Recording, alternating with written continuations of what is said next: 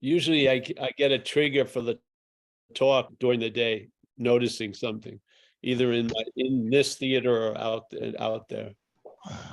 But the thing that was said the other day, where the person obviously is believing he's trying to get it and he has to stop trying to get it. Yes, it's a typical maneuver. So you hear the message, and the message is you are what you're looking for. So the idea of getting it is becomes an impossibility. But then now the person says, I'm gonna have to accept I'm never gonna get it. No. The I that's trying to get it isn't you. And the I that's going to say it's going to have to stop trying to get it isn't you. Yeah. It's not a correction in something you do. So trying to get it and then stopping trying to get it, that's not the message. The message is you're not that which is trying to get it. And then when that which is trying to get it reverses its strategy and now tries to be that which is not trying to get it, you're not that either. Yeah, simple, clean. Usually you don't have to go through 7 or 8 sort of reflections. It's usually 2. Yeah, it's like in duality. So there's the appearance of you, the you that you're not, that's now realize it's never going to get it, yet it still wants to get it. And then there's a feeling of another you that says, I'm going to stop wanting to get it. You're neither of those. Yeah. So you're not the one that implies it's going to be the corrective state. In other words, it's going to stop trying to get it, which is going to allow it to get it. Yeah. You're not that either. Do you see? So there's a recognition of one aspect. And then that which claims the recognition is also the recognition of it. Yeah. Yeah. And I think that's how far you can go. Like we brought it to the point of the old idea of policeman and thief policeman. So basically, most people I feel usually have, maybe there's different degrees and stuff, but basically the narration of the head will be thief policeman. Yeah, policeman thief, let's say. So watching this action figure, it was weird. I started with the policeman. So when I was a kid, I behaved myself completely in first grade, had like 98 in the tests, never played around. I didn't curse for years and stuff like that. So there was something, maybe it was from my Irish grandmother or whatever, but I was very, very listening to the head, and it wasn't giving me much room to move, which caused an irritability, restlessness, and discontent that sort of built like a pressure or a compression, and it was going to blow sooner or later. And then around 12, it blew, and I was introduced to alcohol.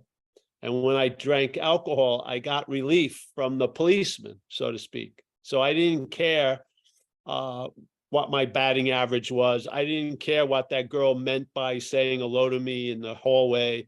I didn't care about a lot of shit that I was overly caring about. That was really like a very tight sphincter, and it was uncomfortable. So now I start drinking, and I was like a duck to water. I just kept drinking. And then it led quickly to a escalation to drugs and alcohol. And I basically liked the sanctuary of the thief a lot better than the policeman walking the beat in my head. Yes.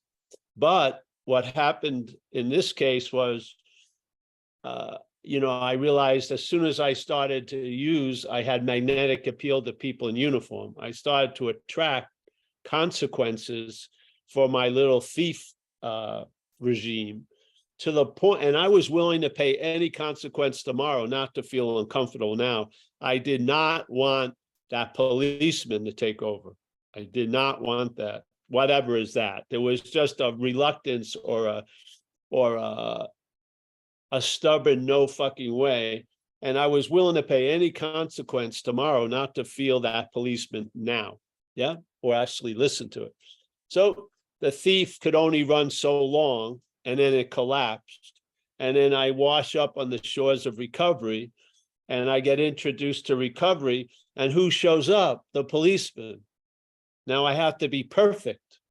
I've got to do everything. I got to go over every intention that may go through my head and see what's the real drive go. It was just unbelievable. It was like a real magnification of self, in the policeman garb, when it was a magnification of self as the thief. Yeah. I felt more fringe benefits as the thief than the policeman, but there's less consequences in a sense as the policeman. So what happened was, I thought it's got to be either one or the other. Yeah. So when I got involved in spirituality, and I got disappointed because the person that I met through this group was presented as the Lord of the universe, and I didn't like the Lord of the universe. And with the policeman hearing that, man, I was beaten with that billy club like constantly. Who doesn't like the Lord of the universe? Man, it was fucking unbelievable. And I wanted to leave, but I could not get permission. The only way I could get permission was to get loaded, to go to the thief route. And I did, yes. And it gave me permission to leave the group, and there I went. But what happened is, I went back to that thief thing, got worse and worse, and finally, after spending many times in jail, and 2 years and 3 months in programs, and over a couple of years in a hospital bed, I got sober. I got struck sober. Yeah. And then the gift was given, and the gift was the getting struck sober, but what it came with a partner gift, which was a way of life that was going to extend the miracle. And I really, truly believe if I was not introduced to that way of life for recovery, that miracle would have died on the vine in a day or two, basically. But because it's now been extended like 35 years, and then suddenly, though, I get sober, and I don't trust the thief as far as I can fucking throw the thief. Yeah. And now the policeman shows back up. Oh, it was terrible. And, spirituality, it's a real, like, the stick up your ass is greased, but it's up there. Yeah. And now I've walking around for 4 years, like under a policeman probation, and just everything going over like minutia. It was just complete obsession with this thing, what we call self in recovery. Then what happened after about 4 or 5 years, it started to chill out, and I was introduced to non-duality. And then I saw I'm neither the policeman nor the thief. Yes, hallelujah. That there was a third door with Let's Make a Deal with Monty Hall. I was living as there was only 2 doors. And then the third door was revealed. And then I picked the third door, and then I found out what was behind it, which was nothing. It was just, there was nothing behind the door. And that nothing has been the greatest something I've ever received. It blew my mind. It's been blowing my mind for 35 years. I still haven't gotten anything out of non-duality. It was awesome, really. So I saw neither the thief nor the policeman. Yeah. Before, I thought there was only 2 options. I'd have to be one. Yeah. Or the other. It never dawned on me I could be neither. Yeah. And it was so beautiful. It's the simple understanding of non-duality, which I heard it when it was presented to me. I saw that which is talking as me is not me. Yes. It's talking, and that which I believe is talking about me is talking about a me that's not me. Yeah. When I'm listening to it in the act of being identified as it, when it describes it the me it's making up, I feel it's my description. You see, I become bonded to the idea, because when it says it's afraid, that could be true. But then we mimic it and we say, I'm afraid. That's not true. Yeah. You're never disconnected. So when it says, I feel disconnected, that's not you. When it says it's out of the moment and it has to get into the moment, that's not you speaking. Yeah. And when it says, I'm super afraid of falling into the event horizon, that's not you it's talking about. It's talking about its idea of its you. Yeah. And you're not that. So what happens? You start having an immunity. It doesn't change the programming of the radio station. You stop picturing what it says as your condition, basically. Yeah. It's conditioned, it's flipped out, yeah. But I'm not flipped out. It's really freaking resentful. I'm not resentful. It's restless, uncomfortable, driven. I'm not, yeah? Instead of, it says, I'm driven, and then I act as if I'm driven, yeah? It says, I'm afraid, I act like I'm afraid. It says, it's never gonna get better, and then I go, it's never gonna get better. But there's a huge pause between when it says its little act, and then when you comply to the act. It's not you complying, when there's a complying to it, yeah? Yeah. When it works, when there's a complying to it, you don't see that pause. But when you see the pause, you see there's a possibility of not complying. Let's put it that way. Yeah. You don't let it manufacture consent with the ability that you have of manufacturing things. It doesn't have the ability to make anything fucking so. Yeah. It just implies that it already is so. When you feel selfing, do you feel like it's saying you're becoming a self, or you've already are one? It always states a fact that's not a fact. It starts with you. It starts you as a self. And then obviously it leads to the only possibility, just like in my case, I thought there was either a thief or a policeman. If you are identified as being in self, the only possibility when it's really, really uncomfortable is to try to get out of it, yes? Which is the biggest form of being in it. You're wanting to get out of it as it is the biggest form of it, yeah? So this message, it's neither this nor that. You'll find out. Yeah. And why would I want to describe what it's like the way it happened to me? Because it may be completely different when it spins out for you. Who wants to take away the joy of revelation? Yes.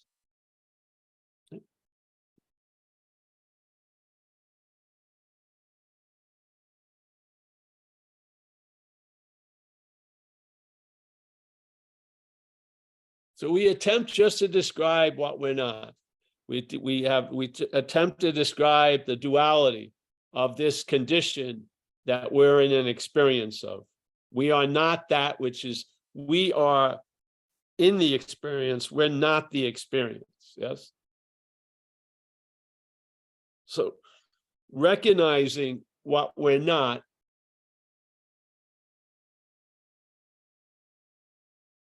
is how you find out what you are, basically, yeah? By seeing what you're not, that's what you are. You are the seeing of what you're not, yeah? I don't know why it works that way, but that's how it seems to work, yeah? You can't go from where you are to the absolute. It won't work. You have to negate something, and then you'll realize you're in the absolute, yeah? It's that simple, I feel. And that's what I heard, and that's what has translated into this experience. And that's which, I've been riding that horse for a long, long time. There's no rider of it, but there's a riding of something. And you know, in time, it's become the last answer. And that's a pretty damn powerful demonstration. Yeah. This topic of whatever, spirituality, triggers a lot of whys, yeah? And this is just fucking neutralizes all that, yeah? Why not, basically? So it works, it's working. And here we are sharing the, you know, the space. And no matter what's going on in this surface experience, it has no effect on our true nature. There is an immunity, like the Course in Miracles says. The attack thoughts are attacking your invulnerability. Yeah. You did not acquire an invulnerability. You're not maintaining an invulnerability. You're not spending a huge amount of your interest and attention to reinforce that invulnerability. It's a natural state of invulnerability. The sky is never affected by what appears in it. Yes?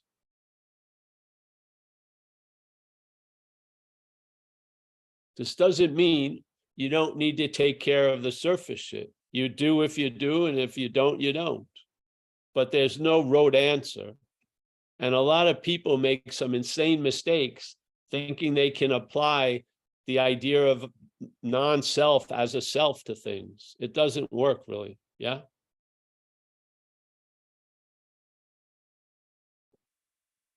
This isn't the magic elixir. It tells you may not need a magic elixir, yes? This isn't another solution. It informs you there's not a problem, yeah? It's a different, I've never heard anything like it, yeah? I never met non-Catholicism or non-Buddhism or non-Judaism, yeah? Non-Kabbalah, non-Hindu, yeah? But this is a very novel idea, and it works like a wrench in the mental logic. It's beautiful. So if you don't think whatever I'm saying is going over your head and you're confused and you're not getting it, those are all great signs. Yeah. They're fantastic signs. They're indicating something. Yeah. There's a point where you're going to realize there's been a reliance on something that fails. Yeah. And there's great value in seeing that which fails us as failed. There's a huge value in it. You'll finally stop trying to resuscitate that dead horse or get a new saddle thinking that's going to convince it to go faster. There'll be a recognition it's dead and you'll get up. Yeah. Yeah. Or get off. So happy to be here. And yeah. Anybody have any share? William is waving his hand. Does that mean you want to go, William?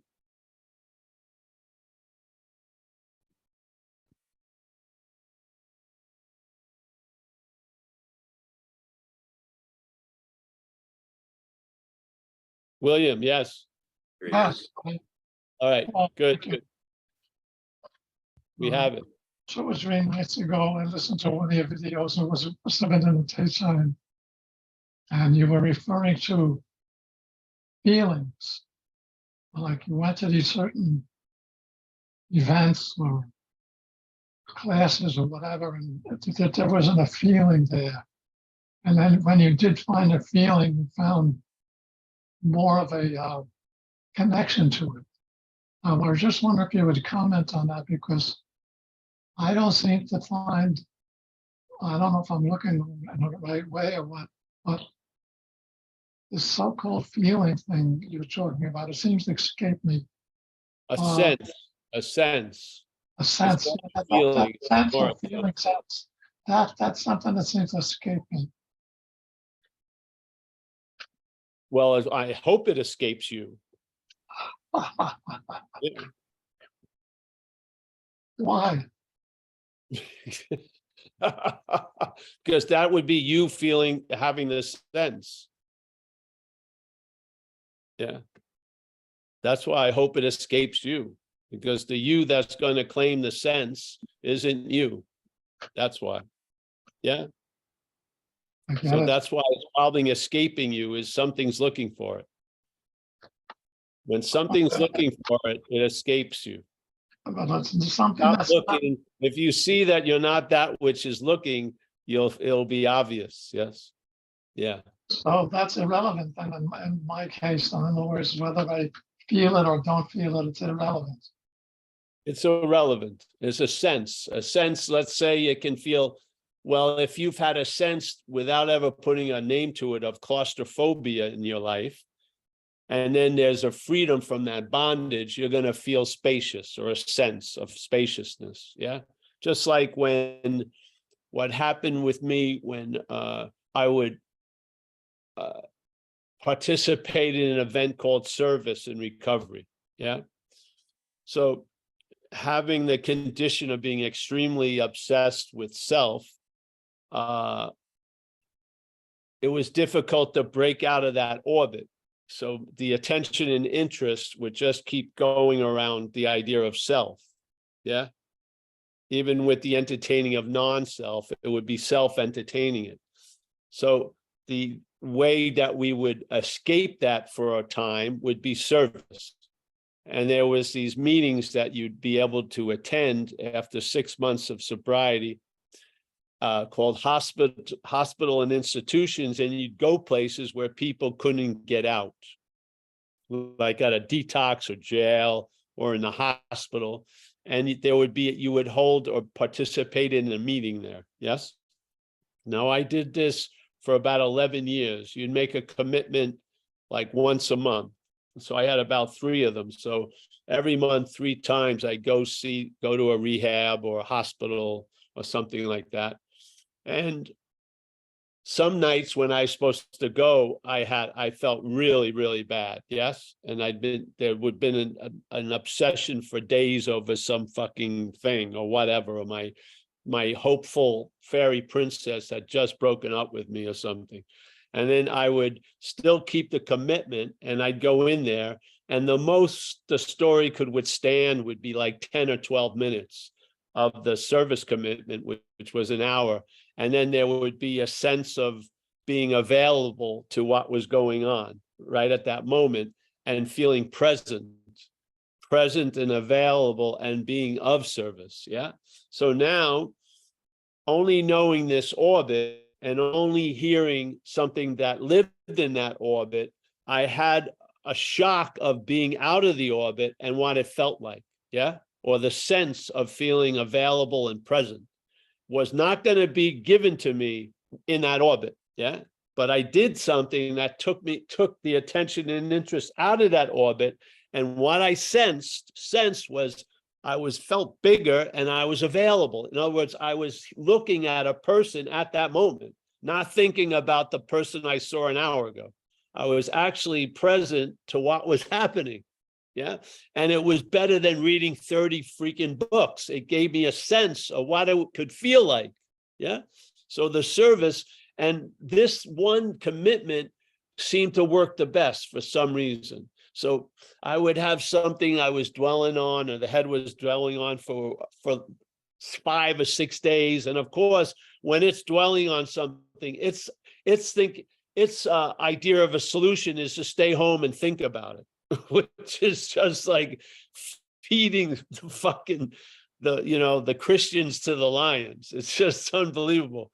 So I would go out, keep my commitment, because why? I had an allegiance to recovery, because it took me out of hell and it kept me out of hell. So I would do for recovery what I wouldn't do for myself. Yeah. So I would go to those meetings and I would be drawn, not me, but the interest and attention would be drawn out of that orbit, so I could realize it's an orbit. It's not the whole fucking universe. I was stuck in like a little asteroid belt, and it was telling me, oh, this is all there is. And there was 2 policeman thief. It can only be one or the other. Yes, that's it. all this stuff. I brought out, and instead of hoping for possibilities in almost like a seemingly impossible condition, I was outside that impossible condition and I felt possibilities. Yeah. So service was an incredible demonstration of what it would feel like, or the sense of it would be like if I was out of self, or I'd be out of this preoccupation. I felt it. Presence and availability. Yeah. And then I realized I'm of service. My inherent condition is of service because I'm always present and therefore I'm available. Yeah. It's only when you're only available to the head that you feel like you're not present and unavailable. It's your being completely available to the head is what causes the sense of being unavailable and not present.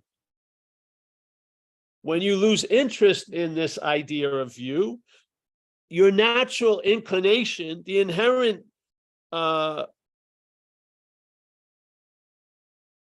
active condition here is here and now. Yeah. You see it as a complete absurdity to waste any time or read any books about how to get into the moment, because you've realized you've never been out of the moment. Yeah. So this thing has been, it has its belief system, and we've taken it to be our belief system. And it isn't. Yeah. And service was sometimes at these meetings, and there's some fucking spiritual pros at this place. And my suggestion with them is freaking do service. Go somewhere, not help of someone you know, but just go to a soup kitchen. And I bet you're going to have a feeling or a sense of what? Being present and available. Yeah. And that goes so much farther than reading a treatise or a program of how to become present and available. What the head is doing, it's already saying it's already became unavailable and unpresent. And it's a lie. You've never not been here, ever. You've never been disconnected. The head has, you haven't. Why is it that we to act like the head's condition is our condition? That's why we joke about the hair. People think, oh, I love my hair. I've been growing it for years and I use the best shampoos. They haven't done shit. They just didn't cut it. The hair's growing on its own. Yeah. Well, Paul, I understand that very well. And I appreciate it. I have one question I had, is I have somewhat of a disability. I've been pretty much housebound for several weeks. So to get to a meeting or to get to somewhere where I can actually be self-service is difficult. Well, So know what I want you to do if you can think about it? Why don't you co-host some of the meetings? either that or I was training for different people that I feel need it in the group or my family or whatever. And that seems to be an alternate. Yes, you're completely needed. I remember the first time you came here, bro. You're part of this whole event going on.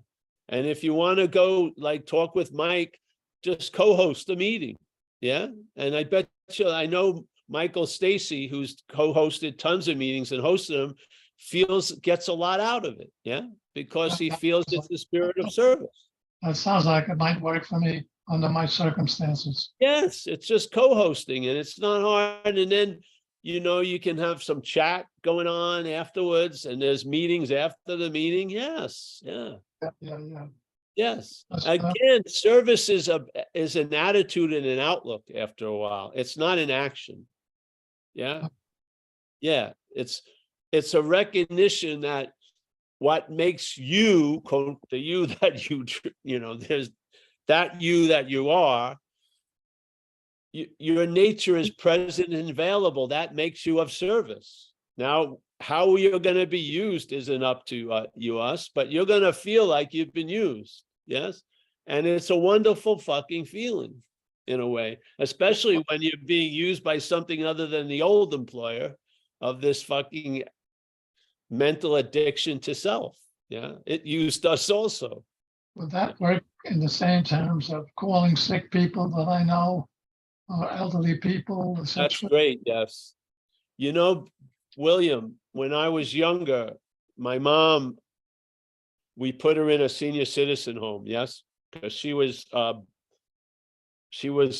in a wheelchair, and sometimes she would pass out and she couldn't get to the phone, and she wouldn't be able to get to the refrigerator. And so that wasn't tenable. So my family members put her into a nursing home. Yes. And my mother always loved to drink beer. So anytime I'd visit, she'd want me to bring her a 6-pack, which I didn't. But I would see her. And then this one night I came and they wheeled her out, and she was bright. She was like just lit up. And she told me she had just finished her commitment because she was calling people who were housebound. Yes, like you're talking about. And she had a little like a tree of people she'd call every Saturday. And she was just beaming. It was so obvious, the difference. Yeah. And that was the grace of service. Yes. Yeah. I understand very well. Yeah. So just there's possibilities, and yeah.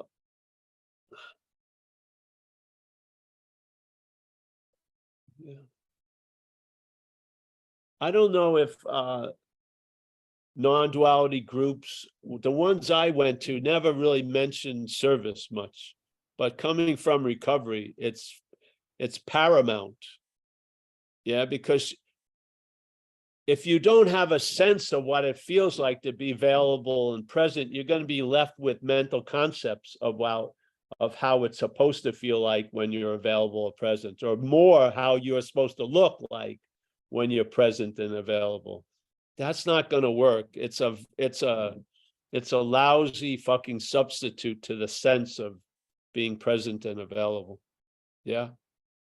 Okay. Yeah. So I found it the clearest,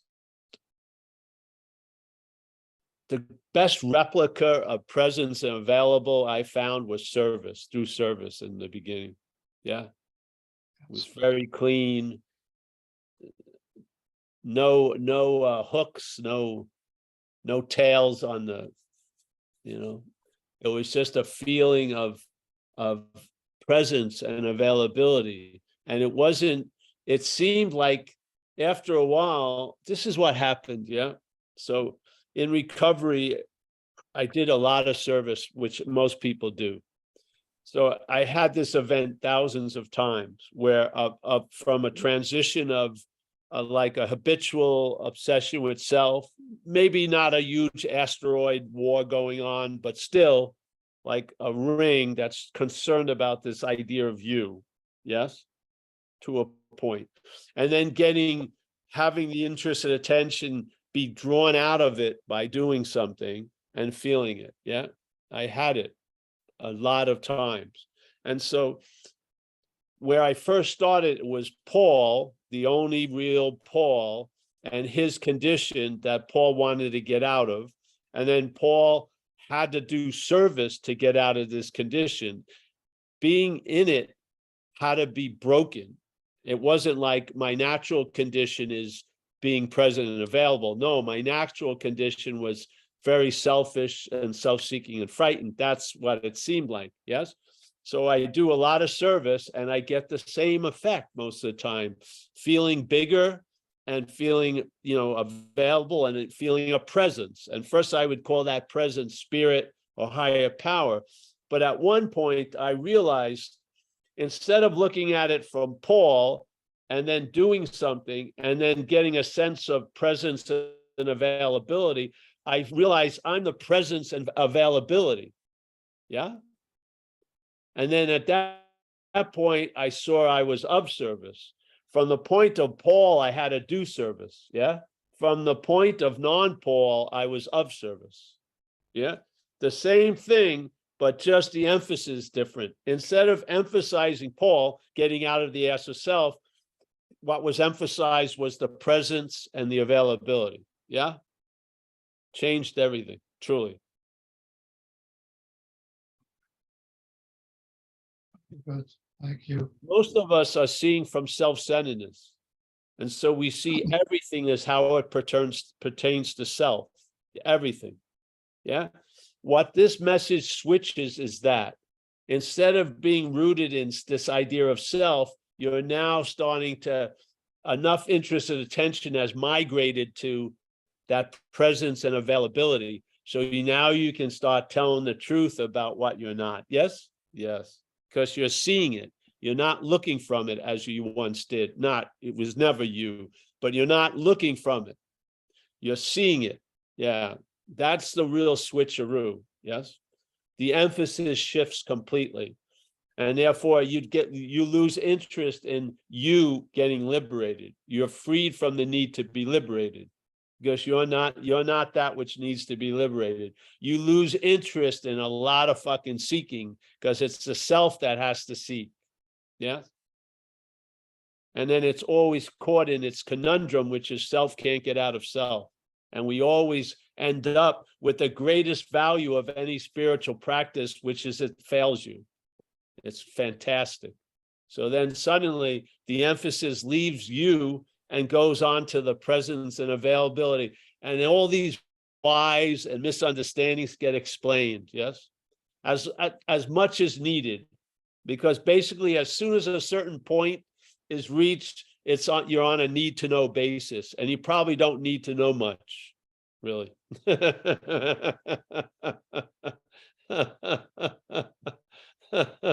Too much knowledge could be dangerous. Yes.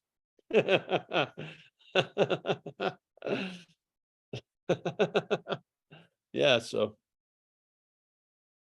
Thank you. Yeah, I'm so happy you're here and you stuck with us and stick with us. We appreciate your presence here. Thank you again.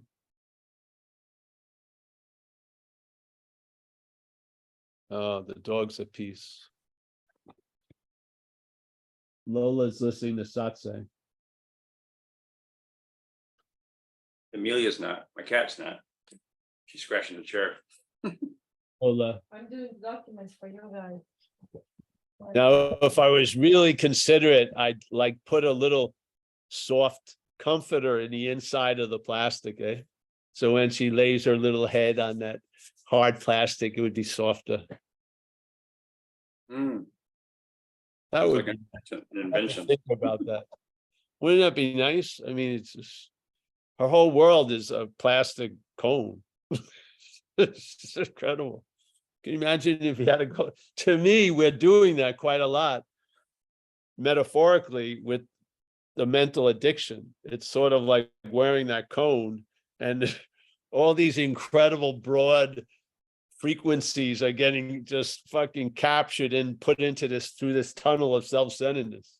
So instead of recognizing you're inherently okay, what you get is, I could possibly be okay if I only did this, get that, blah, blah, blah, blah, blah, blah. It just, I mean, then all these present tense possibilities become future, truly impossibilities, because it makes you in more anguish because now you believe you could be better later. It makes the belief that you're not now worse. Yes. It just like piles on, doesn't it?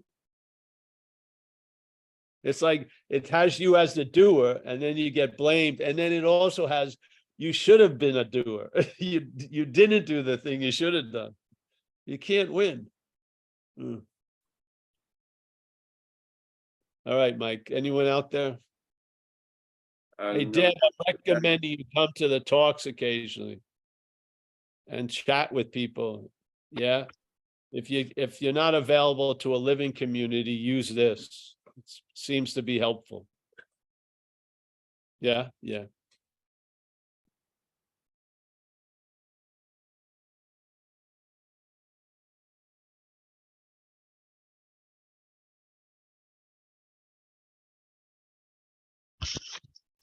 So peaceful.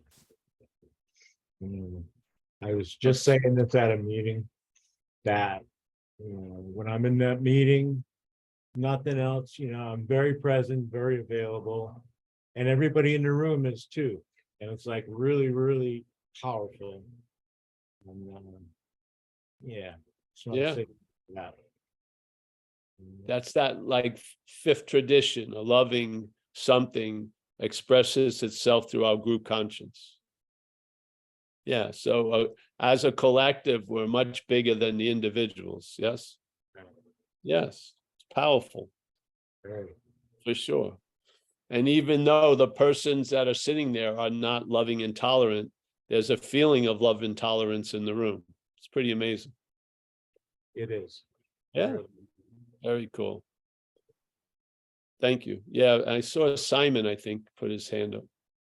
I think he might have been speaking, but he's got a black square, so I don't know that he's there. All right. Anyone else?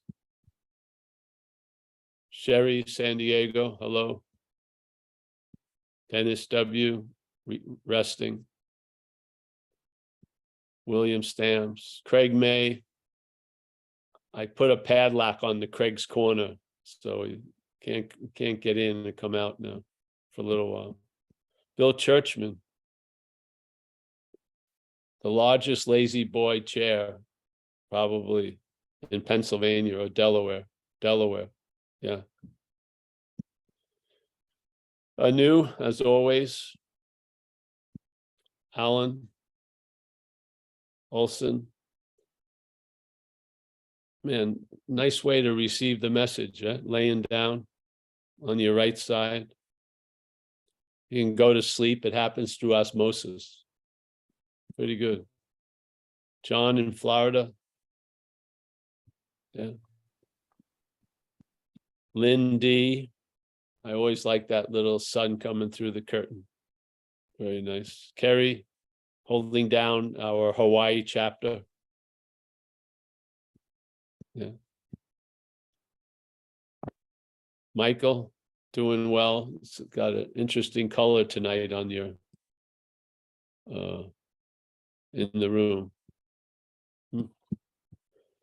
Debbie McKenna, she knew me from the early days of the dry dock in San Francisco. That's going way back.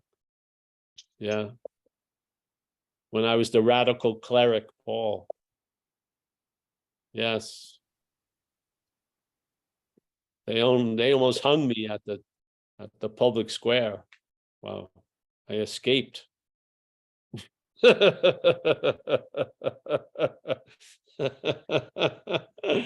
It's nice to see you, honey. Yes. Wish the best for you. Anyone else have something to say? Let me see. Lala, I don't know if I've met Lala before. Raised your hand. Lala. I like the name Lala. I Hi think there. the last place I saw you was at Dry Dock in person. Who is that? Hammond. Oh, Mint Cheese. Oh yeah. That's The- all I, yeah. Yeah, dry dock days. Wow. All right, Lala. Hi. Hey, can't see you. Let me go back. I'm so thankful for these meetings. Thank you so much, Paul, and everybody else that helps to facilitate and have so many options throughout the week, and the website. I don't want to cry.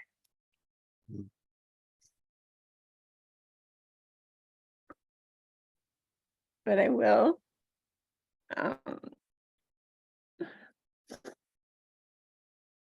I'm 8 years sober, and I have been coming in and out of AA for 28 years about.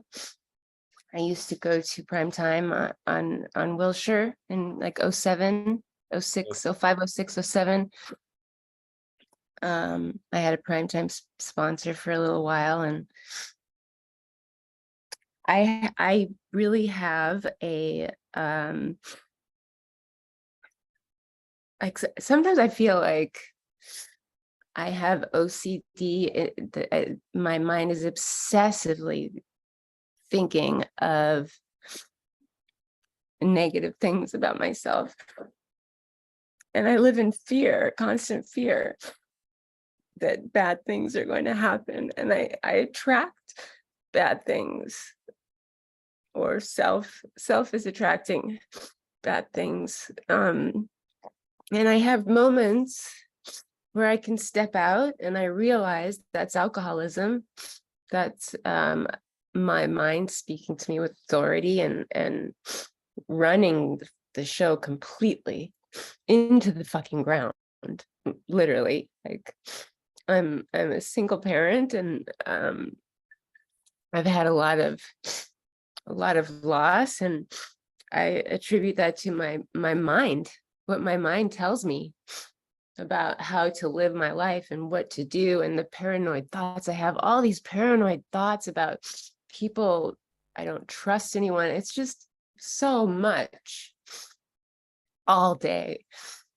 And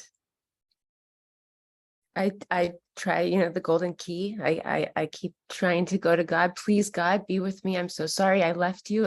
I used to talk to God when I went through a doorway, when I shifted my 5-speed in my car, when I looked at my watch. These are all tricks I got from Prime Time. I constantly go to God.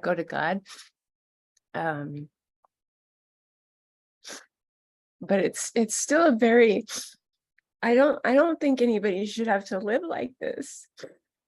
It's so painful. And I'm just wondering, like, is there a quicker way Yeah. to realize it? I guess that's Really, I just want a quicker way. what it's gonna do, hon, that feeling, that urge, that wanting it to be different is going to be redirected. Yeah, that's all.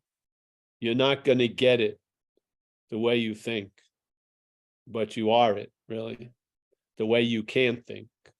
Yes.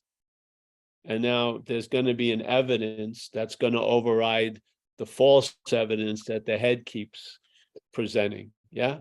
And you're going to have a position of authority where you won't bend to that presentation. Yes.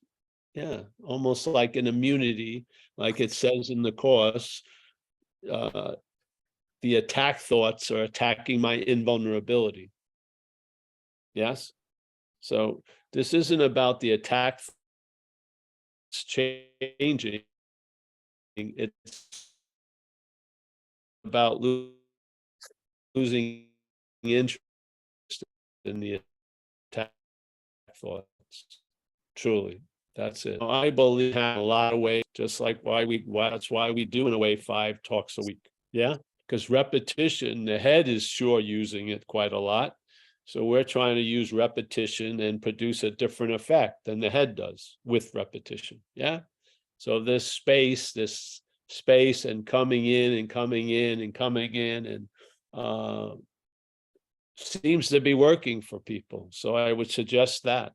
Yeah, I would. And the head likes to get you alone. So the attempt to sort of be engaged in a physical manner also outside. Yeah. So that you can break that bondage or allow something to break it, really. And then recovery progresses like they say the disease progresses. It progresses recovery. Yes. And it builds a momentum where you're going to know you've broken out of the old gravitational field, and you're going to be being sucked by a new gravitational field. You will. Yes. Yes. Just don't do anything stupid, and that means getting loaded, and don't die, and then keep coming back. Seriously. Yeah. It's only a matter of time because of the belief in time, but it's even in time, it's only a matter of time. Yes. The story cannot withstand the light of the truth. It can't. It avoids, distracts, But if you keep bringing it to it, it's going to be revealed. Yes. And you're going to lose interest in it. What it's talking about is not you. It's made up an image that it has presented to you as you. And it keeps describing its image with the hopes that you'll take it as your image. Yeah. Now, what takes it as your image is not you. That's where the relief is. Yeah. It's not training it not to do this or to do something else. It's seeing you're not that which is taking it to be its own image. Yes. It's the head masquerading as you, not once with the presentation, but twice as the hearing of the presentation. Both of them are not you. Yes. This is the difference of this message. People see something that's driving them crazy, but they don't see that which is now seeing something that's driving them crazy is not you. The claiming of the seeing that something's driving you crazy will be another form of being driven crazy. You need to see it not once, but twice. This is non-duality, not two. Yeah, that's what it is. Not duality, two. So that which is doing it wasn't you. That which thinks it's going to stop doing it isn't you. You don't have to go any farther than that. Two will do. Seeing selfing as two will do. I swear. Yes, it will. You don't have to go to the 58th degree. It's simple. Most people are seeing only one aspect of self. They've spent tons of years doing the highest forms of spirituality, kissing the most pure feet, hanging out personally with incredible energetic characters, yet they've only seen the objectified self. They still think it's them that's seeing it. Yeah. And they're driven crazy still with all that resume, spiritual resume, they're being still driven crazy because they're seeing only one, and it's non-duality. It's not two. Yes. Not one doesn't work. It doesn't. You think you know better, but you're not feeling better. You think you've figured it out, but nothing seems to be panning out. Yes. Something's informing you it's not done. You have to see this and that. You're neither this nor that. Not see this from that, which where most people are stuck now. They have an objectified idea of self, maybe they call it the ego, and it's driving them crazy.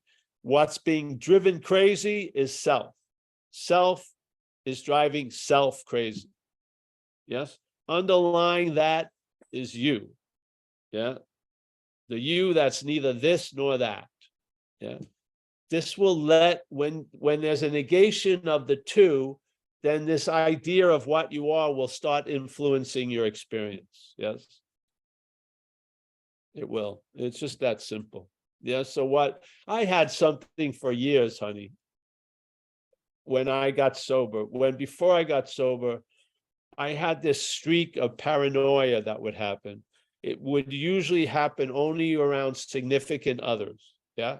So if I really liked a woman, at some point or another, I was going to put my foot in my mouth, and I would get paranoid and feel like she was setting me up or something. And I would just fucking believe it, like as with all I could believe. I would believe it. And then I would act out and try to just attack her, not physically, but verbally and psychologically. And maybe it would go for a few hours, maybe go for a day or two, make a fucking fool of myself completely. Yes. And so this happened quite a lot. And nothing could seem to stop it. And I get sober, and I was hoping a lot of it, the severity of it was based on the cocaine use, but I was mistaken. It came roaring into my sober life, and usually around holidays too. Holiday with a significant other, no bueno. Yes. Who I really like, not just a real like. And I was fucking hopeless, I felt, really. I was about 10 or 11 years sober. And my thing was, I was just trying to limit all my affairs. I didn't want to get involved with anyone because I knew this was going to fucking come out. And when I was sober, it was worse because you would have like a 3-day emotional hangover. You couldn't use you'd feel shitty for what you seemingly did, and put your foot in your mouth, fucking unbelievable. So I basically said, I'm just can't get involved. Yes, just not going to do it. Yet life kept knocking on the fucking door, bringing me situations that I would really get keenly interested in that person. And then I was in the minefield again. And so this New Year's Eve in San Francisco, once again, I'm at the lady's house. I can feel something. I'm feeling like she's fucking me over somehow.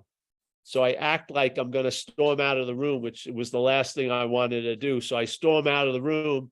As soon as I get in the car, I call her right up because I want to continue. I want to continue this fucking act. Yes.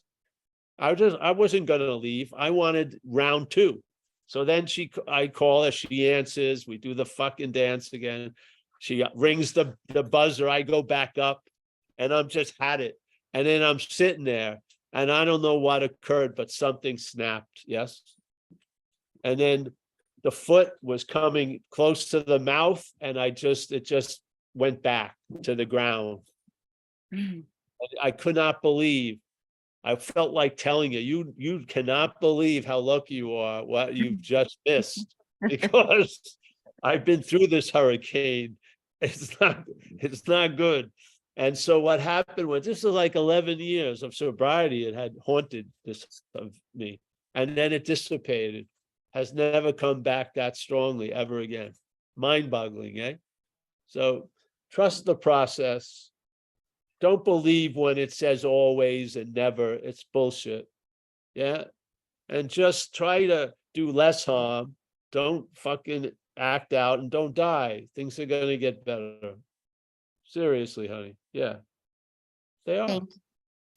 This is unstoppable force. The head can make mountains out of molehills. You can move mountains. What we are.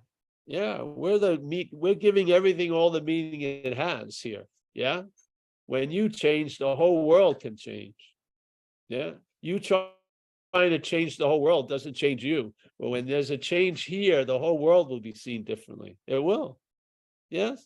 And you'll be put to incredibly good use what you've been through. So it has great value. It does. Yeah. All that shit that happened. I mean, I got run over twice by a car. I figured once would have been enough, but life had wanted me, got to run this fucker over twice. Yeah, you do. Somehow something's got to stop this guy. It's just too much. And so 10 months in a hospital bed, being really alone on so many levels, it was just really, I was not ready to go that low for so long. It broke my back, my symbolic back, tons of times. But I didn't die. I did act out badly. That's why I can say now, don't act out and don't die, because I didn't die. And I don't believe there's limited invitations. I feel life will keep demanding your love, yeah, and bring it out. I do. So yep. So it demonstrated, I truly believe this was a curse I was not going to get out of. Seriously. It was that. And it was like a fucking gale force hurricane. It really was powerful. And I was outmatched. I even tried therapy for that. And I was outmatched, It just yet something came in and changed it. Very cool. Yeah, so. Thank you. Yeah, I just stayed around. The thing is, you see, if you jump off the horse that you're on with recovery and everything, you're going to be dragged back to the same horse. So why just stay on? jumping off isn't gonna succeed. You're gonna have to be brought back to the same fucking place. Yeah, this is what I know, people that hate AA and they inevitably have to go back to AA because there's nothing else that works. So it's a real fucking drag. So, yeah, there is a solution, honey. You're not exempt from it. You're not terminally unique, nor am I, nor is anyone here. There's a solution for all of us. Yes, yeah. Thanks. Thanks for Thanks. sharing. Yeah. And I'd like to add, or to repeat, that sense of still and always, simple words, right? That how self-evident they can be on one side, and then on the other side, it's like you used to use the metaphor of just like a big billboard by the highway. It's just a billboard, right? And if it's seen as big and you fall into it as though it's the whole reality, then it's more than a billboard. But if it's just a big billboard, because still and always are still big billboards for me, but they can be just billboards. Yes, yes. Yeah, and actually, the billboards can be made into a lot of different things. They could be like comedy routines. Yeah. For sure, if they're just a billboard. Yeah, that is comedy. When But yeah, you're being enslaved to an idea or a meaning that's been given to the billboard, and that's the only meaning that's being noticed, the freedom is from the meaning being given to the billboard. The billboard can be exactly the way it was appearing, but now it's having a comedic effect. Yes. This is the beauty of we're not used to too many different positions. Self-centeredness is just that, self-centered. Yeah. And it's wonderful when not only as like a miracle or as an intuitive thing or as a coincidence or as a synchronicity, but that stuff becomes the norm. Yeah. You'll realize you have a new basis of life that's not based on the mental projections and the mental interpretations. Yes, you see those, but you're seeing a lot more. Yes. So the panoramic can see the myopic of self-centeredness. The self-centeredness cannot see the panoramic. It's blind to it. But the panoramic accepts and includes the myopic for sure. Yeah. Yeah. So yes, still and always. Yes, yes. All right. Anyone else, Mike? Or no. well, then we'll say Oh, goodbye. wait. Craig May, he's breaking out. Oh, wait a minute. I didn't. Who gave him the hand, the glove, Yeah. the hand. It was Hi, Craig. it was 6 G'day. 6. Mike, it's not the corner actually, sorry to disappoint, but I just wanted to reach out to Layla because I have OCD fucking severely. I've had it all my life. And from what she was describing, it very much sounds like that. So Layla, I've sent you my email. Oh, I can see you've responded to it there. So if you ever want to talk about it or please, I think I could help. And especially the way this message has affected it. It's been absolutely profound. So if you ever want to reach out and talk about it, I'd be more than happy to. Yeah. Thanks, Greg. Yeah. And Deb McKenna. Yeah. Open up to some women here, maybe. Yeah. You can put your information up and yeah. Yeah. Get on the dance floor. Yeah, yeah. All right, anyone else? Thank you, Craig, for that. Yes. No. All right, well, let me first thank Craig May. We're taking the lock off the Craig's Corner, so yeah. Yeah. Taking it off. It can be put back on, but we're taking it off for now. Debbie McKenna. Yes, yes. David from down under. Simon. I don't know where Simon resides. Mike, upstate. Are you in New York or Massachusetts? Massachusetts. Me? You don't Yeah. know where you were? No. Massachusetts. Massachusetts. Yeah. I know where. Oh, and by the way, this will entice you to come back. Is we got a coffee truck that comes here Friday morning, Friday days, so you don't have to go all the way to Great Barrington. Oh, really? Well, that's nice. Yeah. And good coffee, good stuff. Oh, yes, that's good. Yes. I don't need any enticement, Mike. You're more than enough. Oh, yeah. Yeah, you are. I like that place. The rooms were great upstairs All yours. and the backyard and everything. Yeah. And there's woods that you haven't explored yet, and other ponds. I haven't. Like, I mean, that was we didn't spend that much time. We had to do a lot of stuff. So, all right, let's see, William S. Yeah, William. Remember, it's like a thief in the night. It's already there before you notice it. Yeah. So, all right, Kathleen, thank you for watching out. I've been doing it myself. I've been going to the website and checking out. Yes, I've decided to. Yeah. Yeah. Marty, happy with the Wi-Fi. That's good. Walter, Bill Churchman, Bill and Kathleen. A lovely group. Did you ever hear from that lady that ran over the cement? No? No, That was a nice night. Not that she ran over the cement, but yeah, I think about her often. I wonder how I think she did okay. yeah, no, nothing happened to the car really. Yeah. We got Lala. Lala, see you, honey. Yes, thanks for sharing. Yeah. Dennis W. Nice to see you. Carolyn Thomas. Nice to see you, Carolyn. Esther. Esther's got the hair going today. Yeah. We got Shannon Corkery. Just love that name. I'm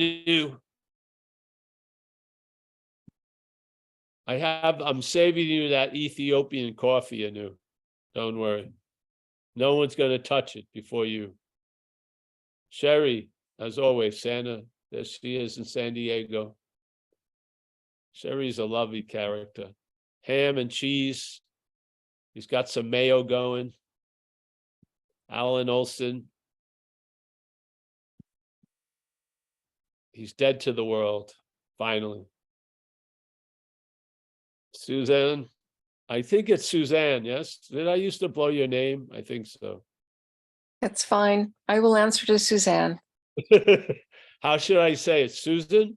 It's Susan, but I love it when you say Suzanne, so I think I'll change it. All right, I'll keep using Suzanne. Fantastic. Thank you. Thank you. John K. Nice to see you, my friend.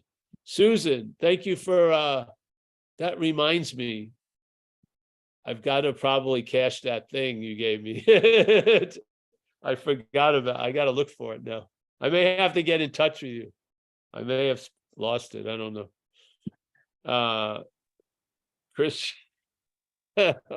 Christine, nice to see you. Keith, oh, nice pleasure to meet you there. Let's go to 2. We got Anand Sindhu, Susanna W. Yeah, she's chilling out till she goes to Sicily. I can see it's going to happen. I've read her stars. She'll be under there. We got Mia. I don't know where she is. It's iPhone Mia. Cassandra, I think, are you done? Are you away from your personal retreat? Are you home? I'm home now, back in Georgia. And so many things are happening. I'll share maybe in the next meeting. Lots of stuff is going on. Really fun, interesting things. Oh, great. Thank you. Oh, yeah, you're welcome. Susan K., my latte lady, keeps me in Dark Espresso. Greg, Minneapolis. Zoe, Banks, yes. I think that's it. Hey, listen, thank you so much for tonight. It's a pleasure getting together with everybody. And remember, for people, if you come to an idea that you'd like to go to Sicily in October, it's available. Yes, honey? Yeah, we can have more people, and it's the more the merrier, I would feel. So, yes, and I'm willing to call in bomb scares or do other things, extort people, but whatever. All right. Upstairs, where? What are you talking about? I'm gonna call the educational system of Arkansas to free Zoe Oh. Banks. I'm gonna do a robocall of bomb scares. Oh, God. Yeah. All right. I'll see everyone. Thanks. I'll see you. you Good tomorrow. Tomorrow's recovery at 10:30 Pacific time, and Saturday is 1 p.m. Pacific time. And if you're around here, we have a live meeting and the Zoom at the church in Marin City. Okay. Thanks, everyone. Thank you so Thanks, much. Paul. Thank Thank you. Thank you, Paul.